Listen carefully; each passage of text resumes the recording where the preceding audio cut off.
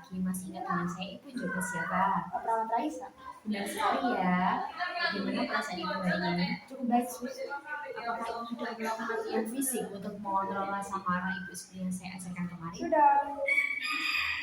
Ayo sekarang berapa cara sudah diajarkan untuk mengontrol marah Ibu? 2, Sus. Coba sebutkan. Yang pertama, kita mengontrol amarah dengan kita rileks, lalu menarik nafas, lalu buang sebanyak 5 kali. Nah, untuk cara yang kedua ini kita dengan cara memukul kasur dan bantal. Gitu. Apa yang dirasakan Ibu setelah melakukan latihan seperti kemarin? Emosi saya jadi lebih reda, Sus.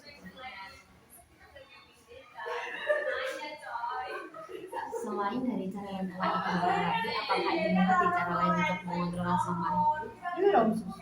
Ya, hari ini kita akan belajar latihan cara yang baik, bicara yang baik ya. Ya. Seperti janji kita kemarin, hari ini kita belajar cara kedua mengontrol rasa marah Ibu, yaitu dengan latihan cara berbicara yang baik untuk mencegah marah. Tujuannya, cara baik untuk mencegah marah Ibu adalah mengungkapkan rasa marah secara verbal, menolak dengan baik, meminta dengan baik, dan mengungkapkan perasaan dengan baik. Ibu, waktunya Ibu mau berapa lama kita berbincang? Bagaimana kalau 15 menit? Bersedia.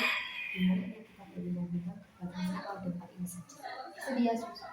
Ya, jadi hari ini mulai ya. Mengontrol rasa marah dengan berbicara baik adalah salah satu cara untuk mengelola emosi dengan efektif, terutama saat merasa frustasi atau marah.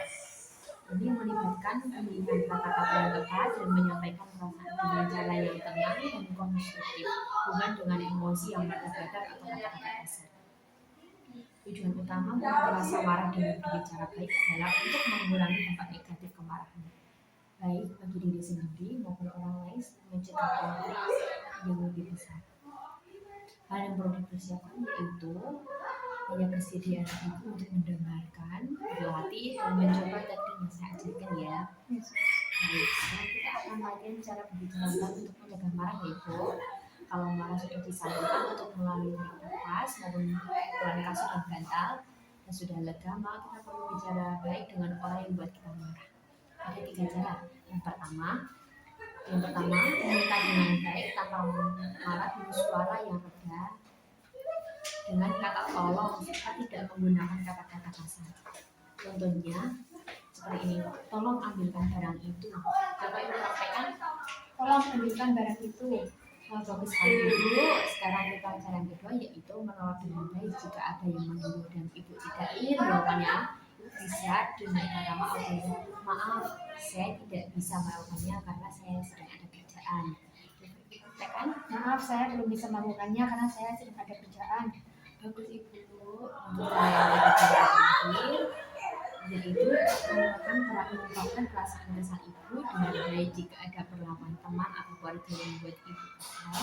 Tentunya Ibu bisa dapat mengatakannya, saya ingin marah karena perkataanmu itu. Coba katakan, saya ingin marah karena perkataanmu itu. Bagus sekali Ibu. Kita masuk ke dalam jadwal latihan verbal ya Ibu. Terus Ibu bagus sekali, Ibu sering praktekannya. Saat melakukan kegiatan yang telah saya ajarkan, Ibu harus lebih fokus demi pemulihan dan kesembuhan Ibu. Kegiatan ini bisa Ibu lakukan saat Ibu merasa marah atau kesal dengan orang lain ya Ibu. Terus Bagaimana perasaan Ibu setelah mengontrol dan belajar cara mengontrol marah dengan yang berbicara yang baik? saya jadi tulisan. Baik Ibu, masih ingat tidak cara berbicara yang baik? Coba Ibu sebutkan.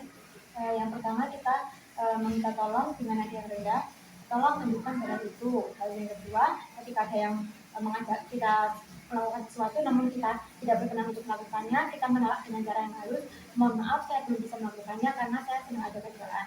Lalu untuk yang ketiga, ketika kita akan marah sama seseorang yang membuat kita marah, kita dengan nada rendah kita bilang, saya ingin marah karena perkataan itu gitu. Bagus sekali Ibu. Sekarang mari kita langsung dengan jadwal ya Ibu. Berapa kali sehari Ibu bisa melakukan latihan berbicara yang baik? Bisa kita buat jadwalnya. Baik, kemudian kita latihan sehari, misalnya meminta obat, makan, dan lain-lain ya. Ya Sus. Baiklah, cukup dulu kita mengobrol bagaimana kalau dijelaskan cara mengatasi rasa marah itu yang ketiga yaitu dengan kebiasaan. Bersedia, Su? Bisa saya akan kembali lagi sekitar pukul 10 pagi. Baik, Su. Untuk tempatnya mau di sini atau di tempat ini? Di sini aja.